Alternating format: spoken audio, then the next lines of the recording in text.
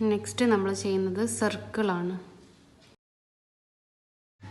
Circle ചെയ്യാൻ നമ്മൾ just circle draw ചെയ്യാൻ വേണ്ടി പഠിക്കാൻ, നീറ്റായിട്ട് സർക്കിൾ വരയ്ക്കണം എന്ന് മാത്രം. പ്രഷറിങ് ചെയ്ത് ജസ്റ്റ് ഇങ്ങനെ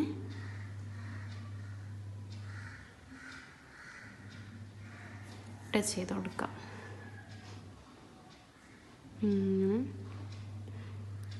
സർക്കിൾ വരയ്ക്കാൻ തീരെ കിട്ടാത്തവരാണ് നന്നായിട്ട് പ്രാക്ടീസ് ചെയ്യണം.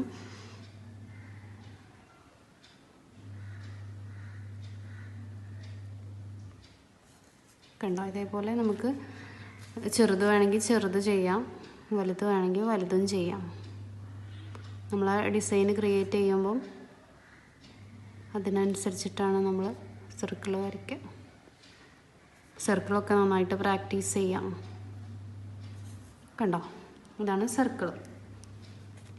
സർക്കിൾ വരയ്ക്കുമ്പം നമുക്ക് ടച്ച് ചെയ്തിട്ടും വരയ്ക്കാം, ടച്ച് ചെയ്യാതെയും വരയ്ക്കാം. നമ്മുടെ ഈസി ഏതാണ് അതേപോലെ ചെയ്യാം. പിന്നെ ടച്ച് ചെയ്തിട്ട് വരയ്ക്കുമ്പോൾ ഒരുപാട് ഇങ്ങനെ ടച്ച് ചെയ്തിട്ട് ഡിസൈന് ചിലരൊക്കെ വരയ്ക്കുമ്പോൾ അതാകും. ഇങ്ങനെ വരരുത്. ഇതിങ്ങനെ അവിടെ മെഹന്തി വരാതെ വരുമ്പോൾ അത് തെറ്റാണ്, കാണാൻ ഭംഗി ഉണ്ടാവില്ല. അപ്പോൾ നമുക്ക് എന്ത് ചെയ്യും, ഒരേപോലെ ഇങ്ങനെ മെഹന്തി എല്ലായിടത്തും കിട്ടണം. അപ്പം അധികം ടച്ച് ചെയ്യരുത്. ഇങ്ങനെ വളച്ചൊക്കെ കൊണ്ടുവരുമ്പം കുറച്ചൊന്ന് കോണ് പൊക്കി കൊടുക്കുക. സർക്കിൾ കഴിഞ്ഞാൽ പിന്നെ നമ്മൾ ചെയ്യുന്നത് സ്പൈറലാണ്. സ്പൈറൽ ചെയ്യാൻ നമ്മൾ ആദ്യം സർക്കിൾ ചെയ്യണം. സർക്കിൾ വരച്ചു കൊടുക്കുക. അത്യാവശ്യം വലിയൊരു സർക്കിൾ വരയ്ക്കുക. എന്നിട്ട് ഇതായി ഒരു പോയിന്റിൽ നിന്ന് നമ്മൾ ഉള്ളിലേക്ക് എടുക്കുക. എന്നിട്ട് ഇതേപോലെ നമ്മൾ ചുറ്റിച്ചു കൊടുക്കുക, ഒരു ജിലേബി പോലെ.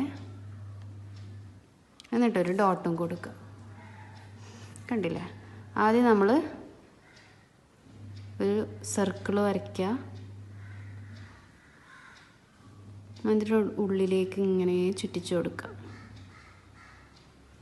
നല്ല നീറ്റായിട്ട് എവിടെയും ടച്ച് ചെയ്യാതെ സ്ലോലി ചെയ്താൽ മതി. എന്നിട്ടൊരു ഡോട്ട് കൊടുക്കുക.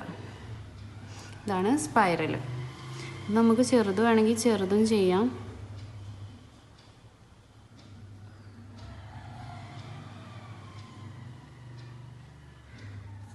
കണ്ടോ, ഇതേപോലെ സ്പൈറൽ ചെയ്യുമ്പോൾ നമ്മൾ വലിയതാണ് ചെയ്യണമെന്നുണ്ടെങ്കിൽ